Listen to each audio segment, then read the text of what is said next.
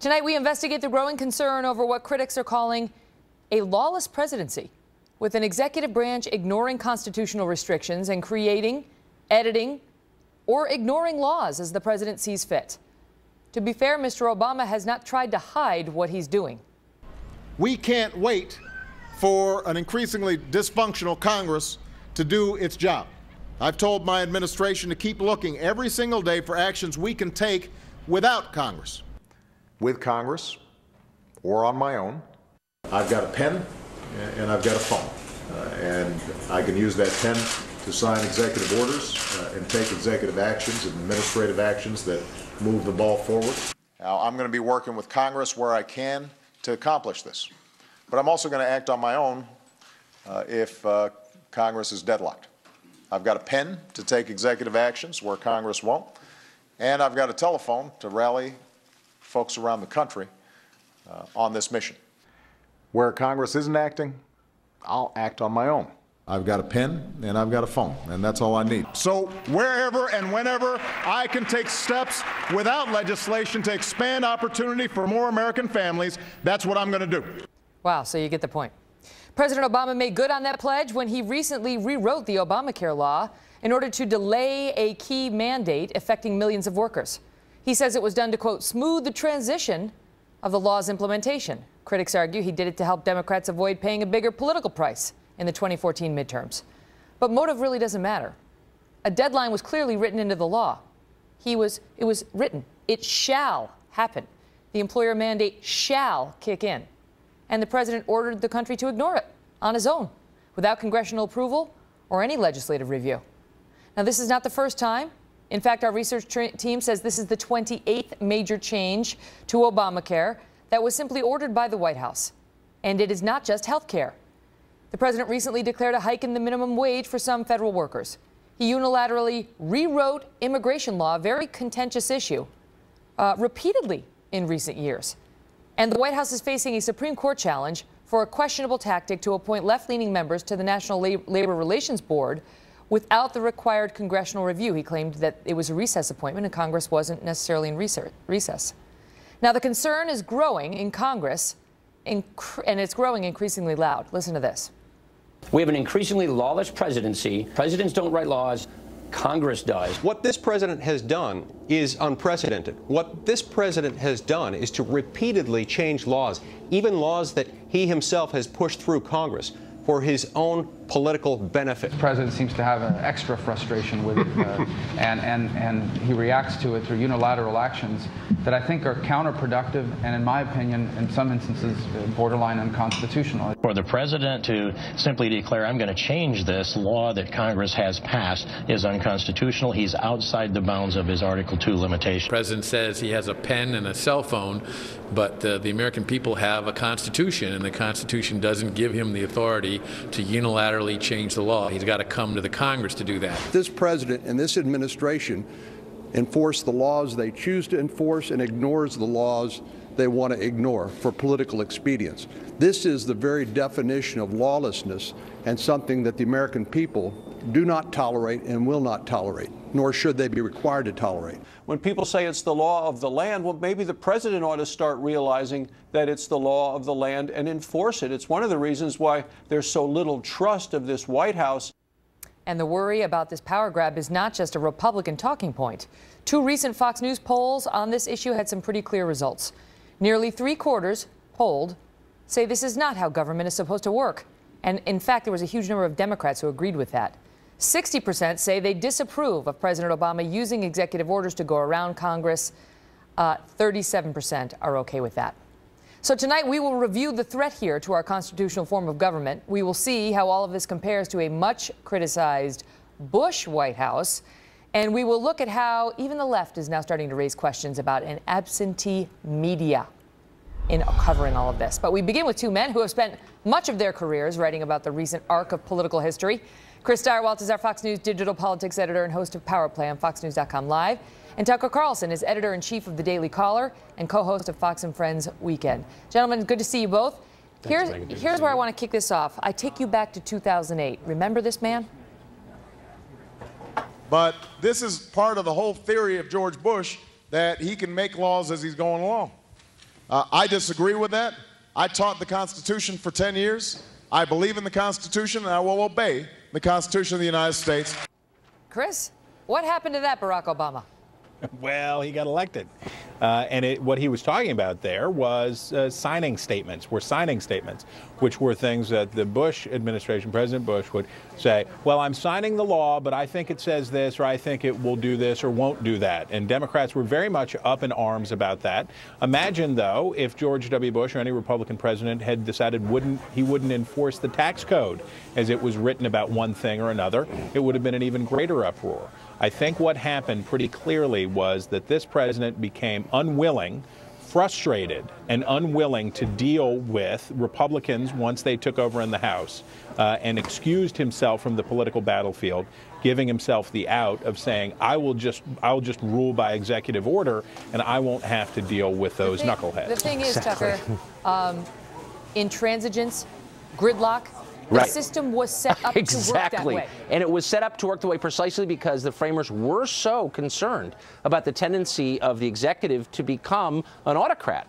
And also about the tendency of the voters to want an autocrat. People want a strong man, and the framers, who had a very deep understanding of human nature, recognized this. That's why they set up the legislative branch as a co-equal branch.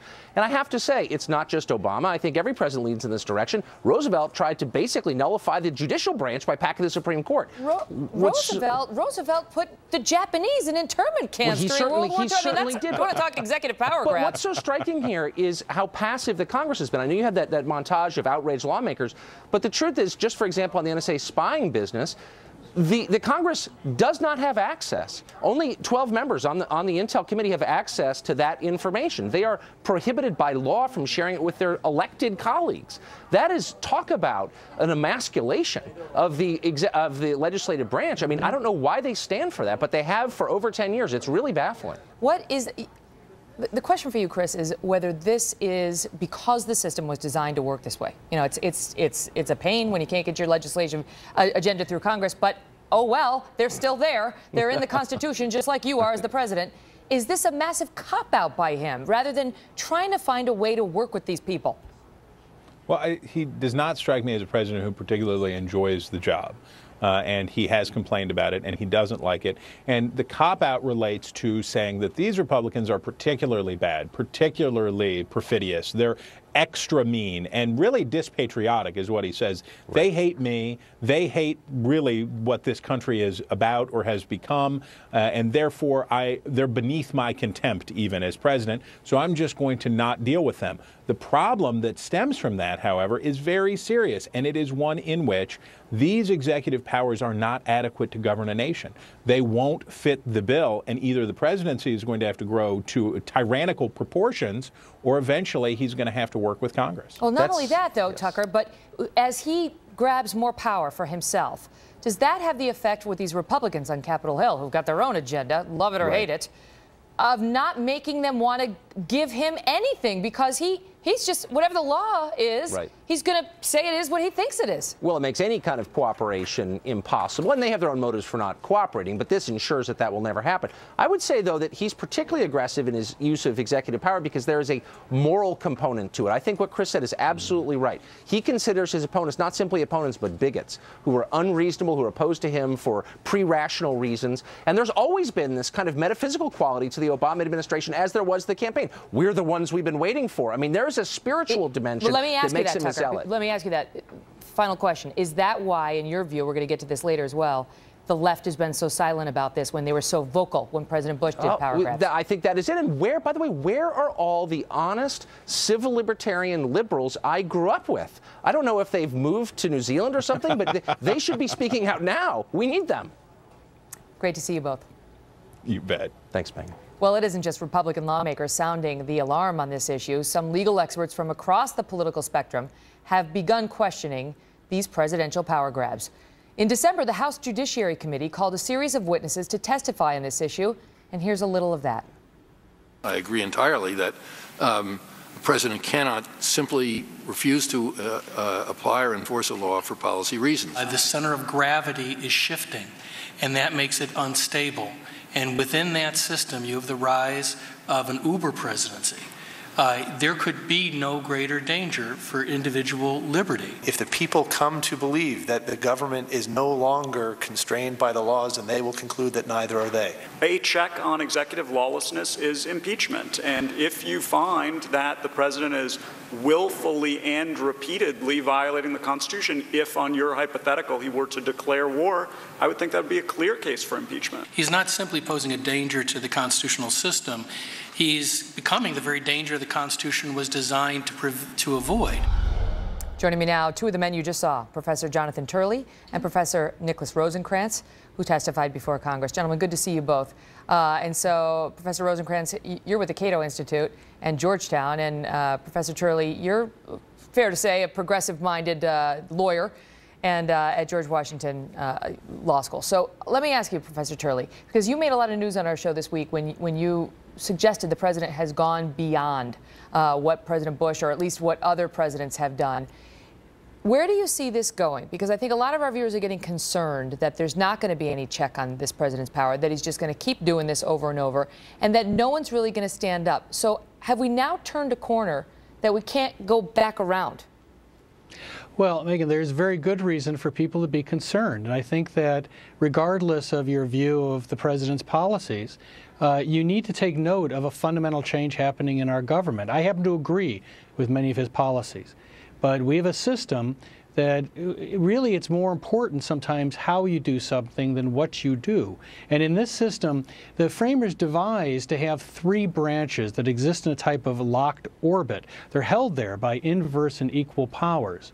When you have concentration in one branch, it creates a dangerous instability.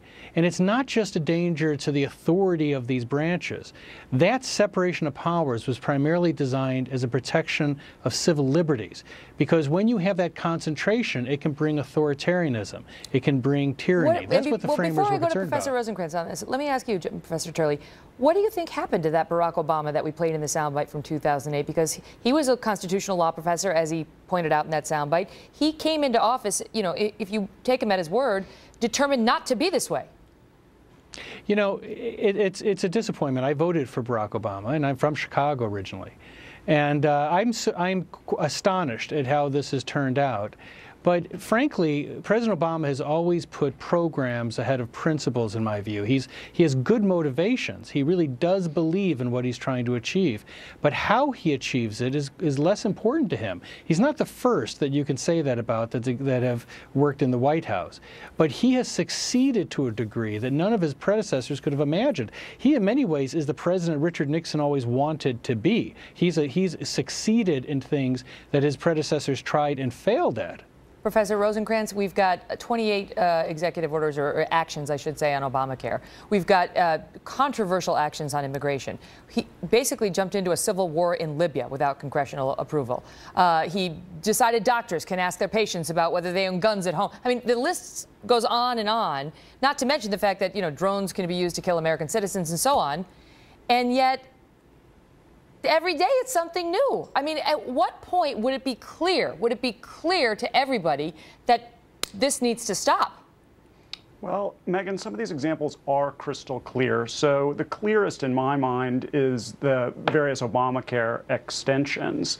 The statute could not be clearer. It says January 1, 2014, and he has repeatedly extended these deadlines in the teeth of clear statutory text. And I think that's just indefensible. You know, but you've got a Congress, and Brit Hume pointed this out, that they wanted these delays. Let's stick with Obamacare for now. They've been saying, you know, delay the mandates, delay the employer mandate, delay the individual mandate. So they're, you know, not really in the best position right now, Professor Rosenkranz, to turn around and say, but what's he doing? In your view, what is the best remedy now for people who have genuine and sincere objections to what's happening? Well, so first of all, I want to applaud Professor Turley. The folks who like these policies should nevertheless be up in arms about these constitutional violations. If you want Obamacare to be suspended, you should go to Congress and ask them to suspend it or delay parts of it or whatever it is. The president cannot do that unilaterally, and you shouldn't sit idly by just because you like the policy result. This has to be done in the constitutionally proper way, which is new legislation. administration. What do you make of it, Professor Turley? Because you circulate in the circles of the progressive elite. I don't know that for a fact. I'm just guessing. But what do they say to you? What do your friends, your colleagues, academics say to you? You know, privately, I think many civil libertarians, liberals, and Democrats are concerned about this. You know, on my blog, you have a very heavily libertarian and civil libertarian audience, and there's a lot of discussion there. I think part of the problem is that many people cannot get themselves to take the step of opposing the president who holds this iconic position in American history. And it's a terrible mistake. He's not going to be our last president, but these powers will outlast him. And the terrible thing about constitutional authority is that once you lose it, you pay a heavy price to get it back. And I think people will loathe the day that they were silent in the face of this type of concentration of power.